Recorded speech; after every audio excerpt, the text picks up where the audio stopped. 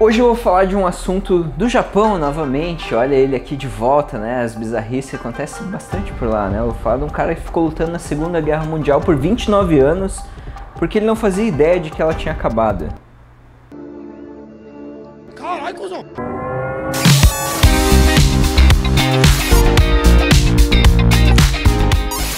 Todo mundo que frequentou pelo menos o ensino fundamental sabe o que foi a Segunda Guerra Mundial. Se você realmente prestou atenção nas aulas, você vai lembrar que a guerra aconteceu do ano de 1939 até o ano de 1945, ou seja, durou 6 anos. A história que eu vou contar hoje é de um cara que lutou na Segunda Guerra Mundial por 29 anos, quase 3 décadas de guerra. Como que uma merda dessa acontece, né?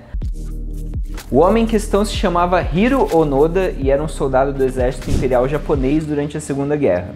Hiro era um oficial da inteligência da ordem Futamata e em 1944, perto do fim da guerra, ele embarcou em uma missão em Lubang, uma ilha que fica lá nas Filipinas. A missão do Hiro consistia em atrapalhar os avanços das tropas inimigas naquela ilha, destruindo ali a pista de pouso dos aviões e o porto que existiam lá, ou seja, cortando os canais de transporte.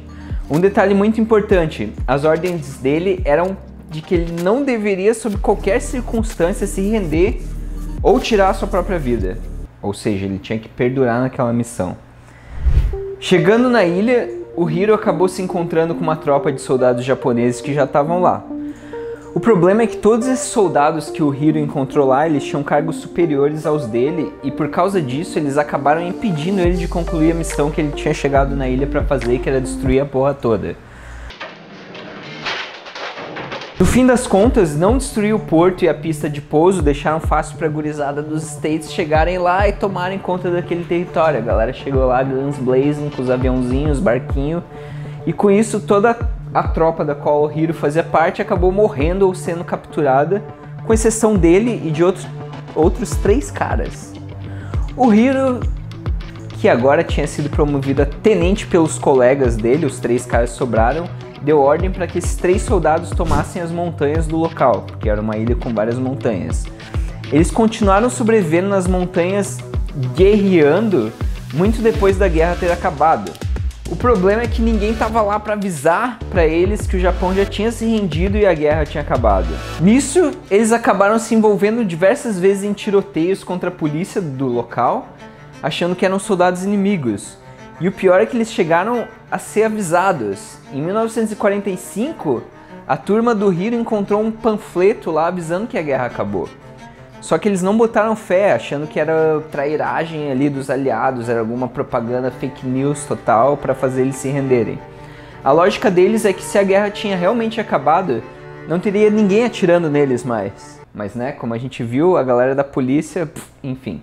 A partir de 1950, o grupo do Hiro começou a se dissolver, com um soldado que abandonou o pessoal e se rendeu, e 2 que acabaram sendo mortos. Um em um tiroteio contra a polícia, e o outro, ironicamente, levou um tiro de um grupo de resgate que estava em busca deles. Foda, né? E como que essa saga aí desses caras chegou ao fim? Foi em 1974, graças a um cara chamado Norio Suzuki, que estava viajando o mundo. Ele estava especificamente tentando encontrar o Hiro para trocar uma ideia com ele, coisa que ele conseguiu fazer depois de 4 diazinhos de busca nas montanhas. E a galera mandava equipe, o caralho, não conseguiam tirar o cara. O Suzuki e o Hiro até que ficaram bem amigos, só que quando o Suzuki perguntou para o soldado por que ele não se rendia, ele disse que ele só ia acreditar que a guerra acabou de fato se o superior dele desse pessoalmente a ordem para ele se render. O Suzuki então ele tirou uma foto com o Hiro para provar, levar de volta para o Japão como prova de que eles se encontraram. Lá ele conversou com a galera do governo que ouviu a história toda e conseguiu eventualmente localizar o superior do Hiro na época, né, que ele estava em guerra. O cara em questão era o Major Yoshimi Taniguchi, Cássio Taniguchi, que a essa altura do campeonato tinha virado um livreiro, um cara que trabalhava em livraria. No mesmo ano, Yoshimi se encontrou com o Hiro e disse pra ele que ele estava liberado das obrigações de soldado. Tipo assim, ó, bro, acabou, it's over, war is over. Apesar dos crimes que ele cometeu, inclusive de ter matado uma galera durante a campanha dele, o Hiro recebeu o perdão do presidente das Filipinas na época, o Ferdinand Marcos, por causa das circunstâncias que levaram ele a cometer esses atos, né? Ele realmente não sabia que a guerra tinha acabado. A parte cabreira é que a maioria das pessoas que ele matou eram fazendeiros civis. E a maior parte da guerra dele, inclusive, foi com esses fazendeiros, matando eles e destruindo plantações e também roubando grãos, etc. E guerra com a polícia também. Porque, óbvio, né, tinha um maluco lá atirando nos fazendeiros, a polícia vê o que estava acontecendo, aí acabavam entrando em combate com o Hiro. Este cara doidaço, que ficou 30 anos na guerra. Como o Hiro nunca se desculpou formalmente pelas mortes que ele causou, e diretamente, ele é uma figura não muito querida na ilha de Lubang, né? Beleza, o cara terminou a guerra dele, e o que rolou na vida desse maluco, desse carinha, depois da guerra de 30 anos dele? Ele escreveu uma autobiografia detalhando o período em que ele ficou em missão. Mas como ele cansou da fama, de toda essa atenção que ele recebia, ele resolveu ser um criador de gado. E adivinha onde? No Buragiro! No Brasilzão de meu Deus! Mais precisamente em uma colônia japonesa no Mato Grosso do Sul. Aqui tem coragem. Ele inclusive liberava o espaço na fazenda dele para a Força Aérea Brasileira fazer treinamentos, né? O cara ainda tinha toda uma questão de soldado ali. Ele eventualmente voltou para o Japão e ficou lá até o dia da morte dele. Ele morreu em 2014 com 91 anos por complicações, né? Por causa de uma pneumonia que ele teve. Mas, porra, veio pra caralho, né? Ele foi uma figura que dividiu opiniões. De um lado tinha a galera que não gostava dele por ele nunca ter demonstrado remorso pelos civis que ele matou durante todo esse caso. E do outro, gente que é fã dele porque via ele como um símbolo de perseverança e comprometimento com a missão dele, né? Aquela coisa assim, ó, let's do it. Apesar de ser o mais famoso, o caso mais famoso, né, o Hiro não foi o único soldado japonês que ficou lutando depois do fim da guerra.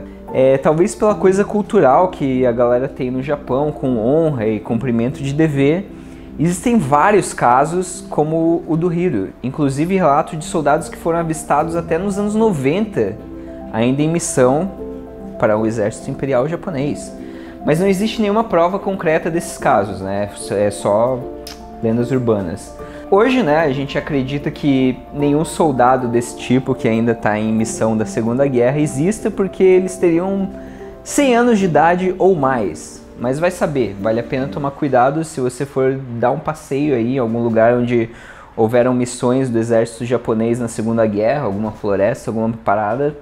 Fica ligado, cara, vai que do nada assim, ó, você toma um tiro de um japonês centenário que ainda está lutando na Segunda Guerra Mundial. Então, eu quero contar com a presença de vocês em todos os próximos vídeos que forem sendo lançados. Então eu digo, fiquem aqui conosco, se inscrevam no canal se vocês não forem inscritos. Essa altura do campeonato eu já não sei mais. E um beijo no coração de todos. Manda aquela mensagenzinha pra mãe falando assim, olha só esse vídeo, mãe, sensacional. Porque eu faço isso, porque o vídeo é meu. E minha mãe assiste, e a sua também deveria. Um beijo.